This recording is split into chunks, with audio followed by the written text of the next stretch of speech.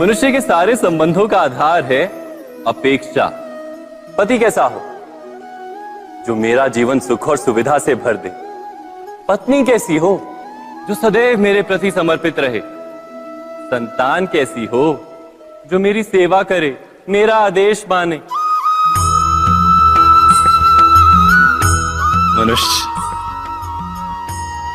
मनुष्य उसी को प्रेम भी कर पाता है जो उसकी अपेक्षा पूर्ण करता है। और अपेक्षा की तो नियति है भंग होना। कैसे? क्योंकि अपेक्षा मनुष्य के मस्तिष्क में जन्म लेती है। कोई अन्य व्यक्ति उसकी अपेक्षाओं के बारे में जान ही नहीं पाता। पूर्ण करने की प्रामाणिक इच्छा हो तब भी कोई मनुष्य किसी की अपेक्षाओं को पूर्ण नहीं कर पाता। और वहां से जन्म लेता है संघर्ष। सारे संबंध संघर्ष में परिवर्तित हो जाते। पर मनुष्य अपेक्षा को संबंध का आधार ना बनाए और स्वीकार करे केवल संबंध का आधार, तो क्या ये जीवन स्वयमेव सुख और शांति से नहीं भर जाएगा? स्वयं विचार कीजिएगा।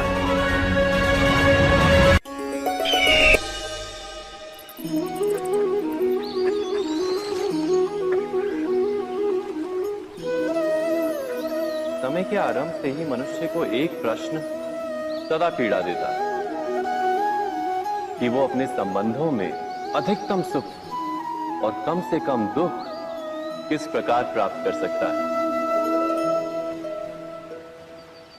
क्या आपके सारे संबंधों ने आपको संपूर्ण संतोष दिया है? विचार कीजिए। हमारा जीवन संबंधों पर आधारित है। हमारी सुरक्षा संबंधों पर आधारित है। इसी कारण हमारे जीवन के सारे सुखों का आधार भी संबंध है। किंतु फिर भी हमें संबंधों में ही अधिकतर दुख क्यों प्राप्त होते हैं? सदा ही संघर्ष भी संबंधों से ही उत्पन्न क्यों हो जाते हैं? कभी विचार किया है? जब कोई व्यक्ति किसी अन्य व्यक्ति के विचार अथवा कार्य को स्वीकार नहीं करता, उसमें परिवर्तन करने का प्रयत्न करता है, तो संघर्ष जन्म लेता है। अर्थात जितना अधिक अस्वीकार उतना ही अधिक संघर्ष, और जितना अधिक स्वीकार उतना ही अधिक सुख।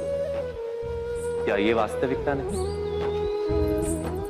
यदि मनुष्य स्वयं अपनी अपेक्षाओं पर अंकुश रखे, अपने विचारों को परखे, किसी अन्य व्यक्ति में परिवर्तन करने का प्रयत्न ना कर स्वयं अपने भीतर परिवर्तन करने का प्रयास करे, तो क्या संबंधों में संतोष प्राप्त करना इतना कठिन? अर्थात क्या स्वीकार ही संबंध का वास्तविक अर्थ नहीं? स्वयं विचार कीजिए।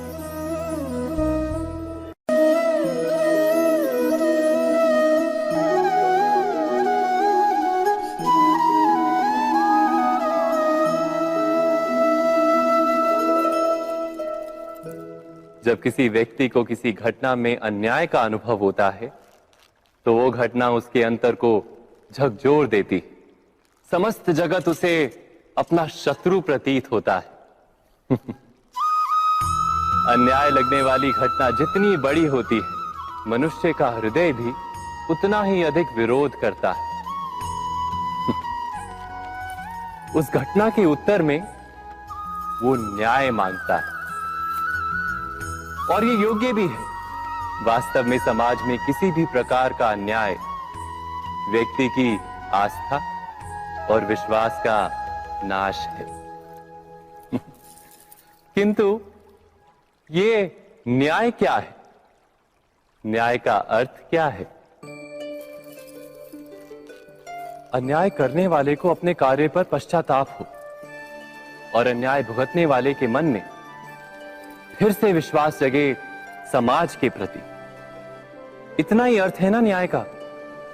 किंतु जिसके हृदय में धर्म नहीं होता, वो न्याय को छोड़कर बैर और प्रतिशोध को अपनाता है। हिंसा के बदले प्रतिहिंसा की भावना लेकर चलता है। स्वयं भोगी हुई पीड़ा से कहीं अधिक पीड़ा देने का प्रयत्न करता है, और इस मार्ग पर चलते अन्याय को भुगतने वाला स्वयं अन्याय करने लगता है। शीघ्र ही वो अपराधी बन जाता है, अर्थात न्याय और प्रतिशोध के बीच बहुत कम अंतर होता है, और इसी अंतर का नाम है धर्म। क्या ये सत्य नहीं? स्वयं विचार कीजिए। दो व्यक्ति जब निकट आते हैं तो एक दूसरे के लिए सीमाएं और मर्यादाएं निर्मित करने का प्रयत्न अवश्य करते हैं। हम यदि सारे संबंधों पर विचार करें तो देखेंगे कि इन सारे संबंधों का आधार यही सीमाएं हैं जो हम दूसरों के लिए निर्मित करते हैं, और यदि अनजाने में भी कोई अन्य व्यक्ति इन सीमाओं को तोड़ता है तो उसी क्षण हमारा हृदय क्रोध से भर जाता है। इन सीमाओं का वास्तविक रूप क्या है? क्या हमने कभी विचार किया? सीमाओं के द्वारा हम दूसरे व्यक्ति को निर्णय करने की अनुमति नहीं देते, अपना निर्णय उस व्यक्ति पर थोपते, अर्थात किसी की स्वतंत्रता का अस्वीकार करते हैं। और जब स्वतंत्रता का अस्वीकार किया जाता है तो उसका हृदय दुख से भर जाता है, और जब वो सीमाओं को तोड़ता है तो हमारा हृदय क्रोध से भर जाता है। क्या ऐसा नहीं होता?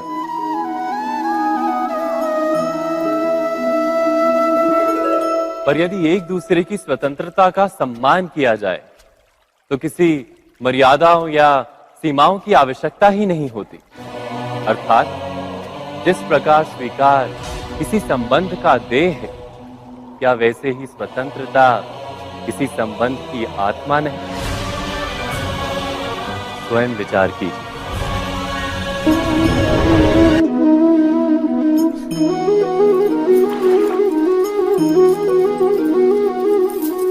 पिता सदा ही अपने संतान के सुख की कामना करते हैं, उनके भविष्य की चिंता करते रहते हैं। इसी कारणवश सदा ही अपने संतानों के भविष्य का मार्ग स्वयं निश्चित करने का प्रयत्न करते रहते हैं। जिस मार्ग पर पिता स्वयं चला है, जिस मार्ग के कंकर पत्थर को स्वयं देखा है, मार्ग की छाया, मार्ग की धूप को स्वयं जाना है, उसी मार्ग पर उसका पुत्र भी चले, यही इच्छा रहती है हर पिता की। निसंदेह उत्तम भावना है ये, किंतु 3 प्रश्नों के ऊपर विचार करना हम भूल ही जाते हैं। कौन से प्रश्न? प्रथम प्रश्न, क्या समय के साथ प्रत्येक मार्ग बदल नहीं जाते? क्या समय सदा ही नई चुनौतियों को लेकर नहीं आता? तो फिर बीते हुए समय के अनुभव नई पीढ़ी को किस प्रकार लाभ दे सकते हैं? दूसरा प्रश्न, क्या प्रत्येक संतान अपने माता पिता की छवि होता है? हाँ, संतानों को संस्कार तो अवश्य माता पिता देते हैं, किंतु भीतर की क्षमता तो ईश्वर देते हैं।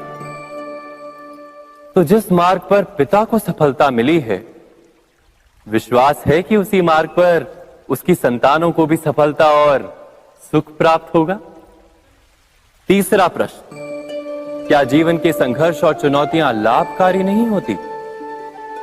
क्या प्रत्येक नया प्रश्न एक नए उत्तर का द्वार नहीं खोलता? तो फिर संतानों को नए नए प्रश्नों, संघर्षों और चुनौतियों से दूर रखना, ये उनके लिए लाभ करना कहलाएगा या हानि पहुंचाना? अर्थात जिस प्रकार संतान के भविष्य का निर्माण करने के बदले उसके चरित्र का निर्माण करना श्रेष्ठ है, वैसे संतानों के जीवन का मार्ग निश्चित करने के बदले उन्हें नए संघर्षों के साथ जूझने के लिए मनोबल व ज्ञान देना अधिक लाभदायक नहीं होगा? स्वयं विचार कीजिए। सबके जीवन में ऐसा प्रसंग अवश्य आता है कि सत्य कहने का निश्चय होता है हृदय में, किंतु मुख से सत्य निकल नहीं पाता। कोई भय मन को घेर लेता है, किसी घटना अथवा प्रसंग के बारे में बात करना या फिर स्वयं से कोई भूल हो जाए उसके बारे में कुछ बोलना, क्या ये सत्य है? नहीं, ये तो केवल तथ्य है। अर्थात जैसा हुआ था वैसा केवल बोल देना सामान्य सी बात है। किंतु कभी कभी उस तथ्य को बोलते हुए भी भय लगता है। कदाचित किसी दूसरे की भावनाओं का विचार आता है मन, दूसरे को दुख होगा ये भय भी शब्दों को रोकता है। तो ये सत्य क्या है? क्या हमने कभी विचार किया है? जब भय रहते हुए भी कोई तथ्य बोलता है तो वो सत्य कहलाता है। वास्तव में सत्य कुछ और नहीं, केवल निर्भयता का दूसरा नाम है। और निर्भय होने का कोई समय नहीं होता, क्योंकि निर्भयता आत्मा का स्वभाव है। अर्थात क्या प्रत्येक क्षण सत्य बोलने का क्षण नहीं होता?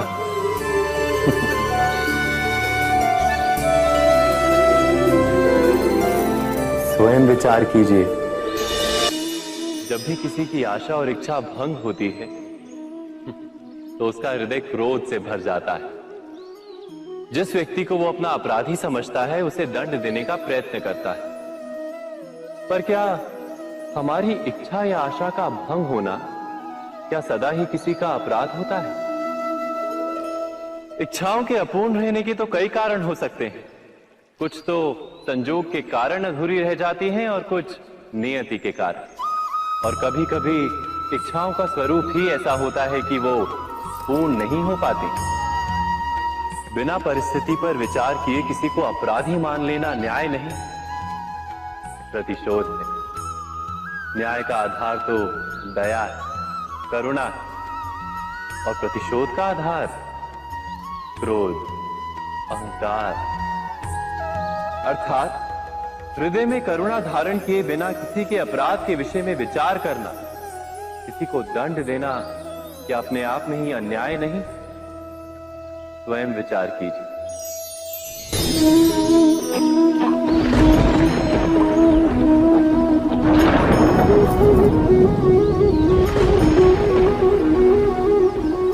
सपनों और पूर्वाभासों के आधार पर हम भविष्य के सुख दुख की कल्पना करते हैं। भविष्य के दुख का कारण दूर करने के लिए हम आज योजना बनाते हैं। किंतु कल के संकट को आज निर्मूल करने से हमें लाभ मिलता है या हानि पहुंचती है? ये प्रश्न हम कभी नहीं करते। सत्य तो ये है कि संकट और उसका निवारण साथ जनते हैं, व्यक्ति के लिए भी और सृष्टि के लिए भी। नहीं, आप अपने भूतकाल का स्मरण कीजिए, इतिहास को देखिए। आप तुरंत ही ये जान पाएंगे कि जब जब संकट आता है तब तब उसका निवारण करने वाली शक्ति भी जन्म लेती है। यही तो जगत का चलन है। वस्तुतः संकट ही शक्ति के जन्म का कारण है। प्रत्येक व्यक्ति जब संकट से निकलता है तो एक पद आगे बढ़ा होता है, अधिक चमकता है, आत्मविश्वास से अधिक भरा होता है, न केवल अपने लिए अपितु विश्व के लिए भी। क्या ये सत्य नहीं? वास्तव में संकट का जन्म है एक अवसर का जन्म, अपने आप को बदलने का, अपने विचारों को ऊंचाई पर करने का अवसर, अपनी आत्मा को बलवान और ज्ञान मंडित बनाने का अवसर। जो ये कर पाता है उसे कोई संकट नहीं होता, किंतु जो ये नहीं कर पाता वो तो स्वयं एक संकट है विश्व के लिए।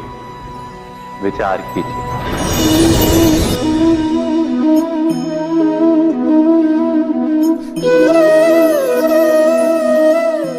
परंपरा में धर्म बसता है और परंपराएं ही धर्म को संभालने का कार्य करती हैं, ये सत्य है।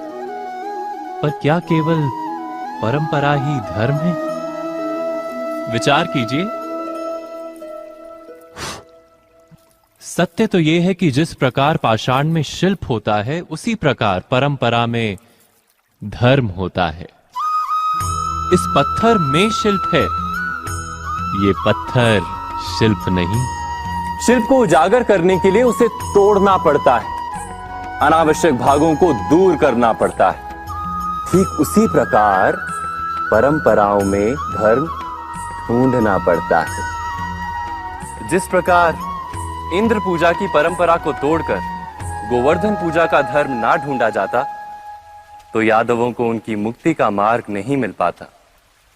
अर्थात परंपरा को पूर्णता छोड़ देने वाला धर्म से वंचित रह जाता है, और परंपरा का अंध अनुकरण करने वाला भी धर्म को प्राप्त नहीं कर पाता। कहते हैं हंस के पास नीर क्षीर विवेक होता है। दूध में मिले पानी को छोड़कर केवल दूध ही ग्रहण करता है। तो क्या सच्चा धर्म प्राप्त करने के लिए हृदय में ज्ञान से जन्मा विवेक आवश्यक है? और ऐसे विवेक के बिना जिसे धर्म मान भी लिया जाए, जो वास्तव में धर्म ना भी हो, ऐसा भी तो हो सकता है। स्वयं विचार कीजिएगा।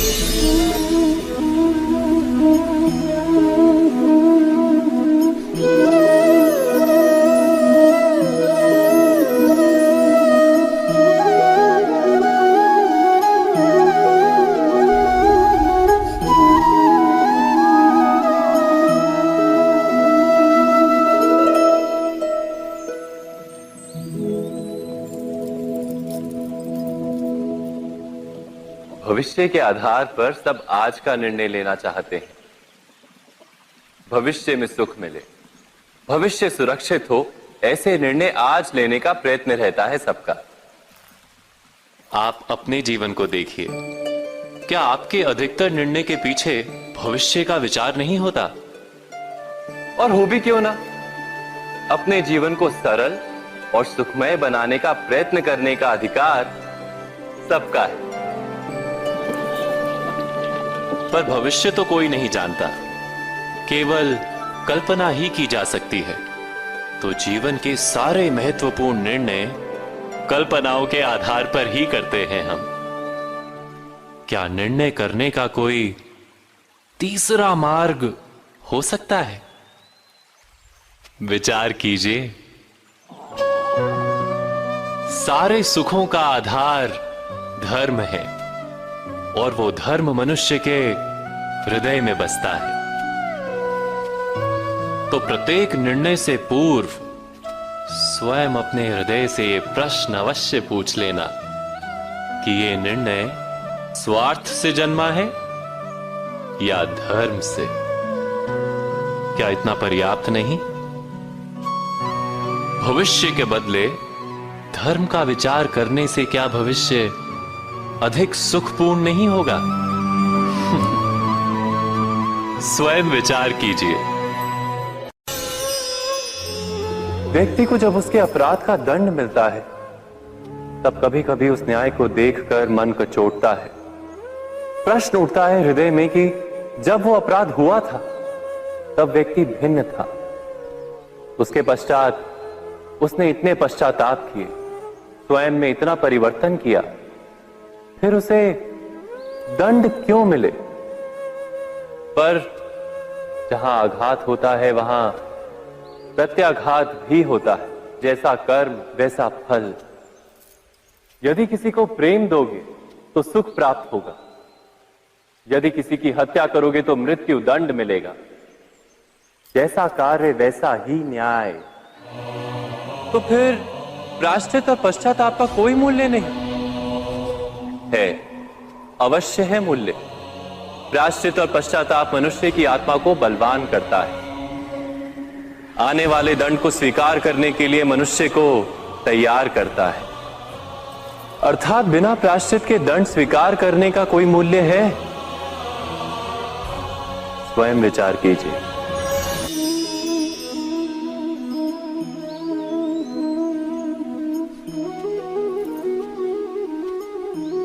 जब अपने किसी अच्छे कार्य के उत्तर में दुख प्राप्त होता है, अथवा किसी को उसके दुष्ट कार्य में सुख मिलता है, तो मन अवश्य ये विचार करता है कि अच्छा कार्य करने का, धर्म के मार्ग पर चलने का तात्पर्य क्या है।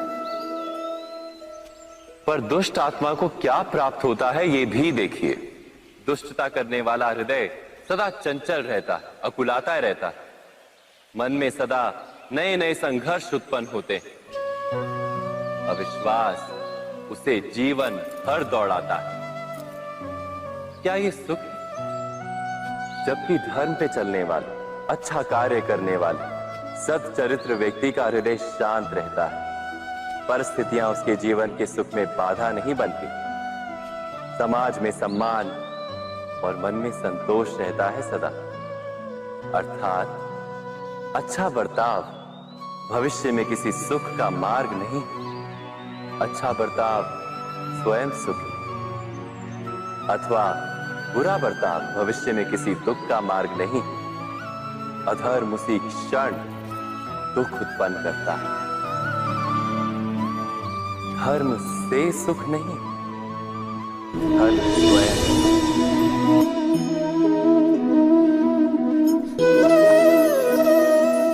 सत्ता की लालसा सबके हृदय को घेरे रहती है। प्रत्येक व्यक्ति अपना एक राष्ट्र निर्मित करने का प्रयत्न अवश्य करता है। फिर वो राष्ट्र कुरु राष्ट्र की भांति बहुत बड़ा हो या फिर अपने परिवार तक सीमित हो, वो सत्ता प्राप्त करने का प्रयास अवश्य करता है। किंतु सत्ता का वास्तविक रूप क्या है? क्या हमने कभी विचार किया है? एक मनुष्य जितने अधिक लोगों के जीवन को प्रभावित कर सके, जितने अधिक लोगों के जीवन की स्वतंत्रता पर अंकुश रख सके, उतनी ही अधिक सत्ता का अनुभव करता है वो। सत्ता का वास्तविक रूप ही है अन्य के जीवन पर स्वयं का प्रभाव। किंतु क्या वास्तविक प्रभाव प्रेम, दया, करुणा और धर्म से निर्मित नहीं होता? जब भी मनुष्य कठोरता और अधर्म से सत्ता प्राप्त करने का प्रयत्न करता है, तब वो दूसरों के हृदय में विरोध अथवा विद्रोह को जन्म देता है।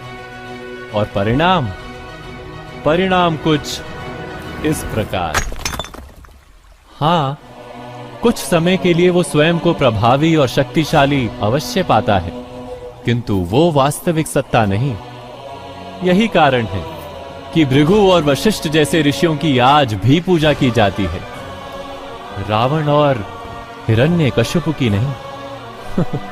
इस पर तो आप विचार अवश्य करें।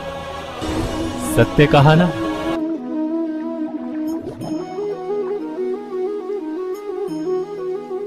इस संसार में आने वाला प्रत्येक बालक संपूर्णतः संस्कार रहित होता है। उसके अंतर पर ना किसी अच्छे संस्कार के चिन्ह अंकित होते हैं, ना ही बुरे संस्कार के। अर्थात जन्म से बालक में ना कोई गुण होता है और ना ही कोई दोष। तो ये दोष अथवा गुण किस प्रकार प्राप्त होते हैं? क्या हमने कभी विचार किया है? जो बात माता पिता के मुख से निरंतर सुनी जाती है, वही बात उनकी संतानों के हृदय का संस्कार बनती है। जैसे किसी गांव में नदी तट तक एक पगडंडी बन जाती है केवल उस मार्ग पर बार बार चलने के कारण। अर्थात माता पिता के हृदय की इच्छाएं उनकी संतानों के हृदय का दोष अथवा गुण बनकर जन्म लेती हैं। क्या ये सत्य नहीं? पर फिर भी जब उनकी संतानों में कोई दोष दिखाई देता है, तो माता पिता आश्चर्य और दुख से भर जाते हैं। माता पिता का हृदय ये प्रश्न करता है कि उनकी संतानों में ये कुसंस्कार आए कहां से? सत्य तो यही है कि माता पिता अपनी संतानों को अनजाने में ही कुसंस्कार के बीज दे देते हैं, जो उनके संतानों की हृदय भूमि पर कुसंस्कार का वृक्ष बनकर उगता है। अर्थात अपनी संतानों को सुसंस्कारी और धर्ममय बनाने की आशा रखने वाले प्रत्येक माता पिता को प्रथम अपने हृदय की इच्छाओं पर अंकुश रखना क्या अनिवार्य नहीं?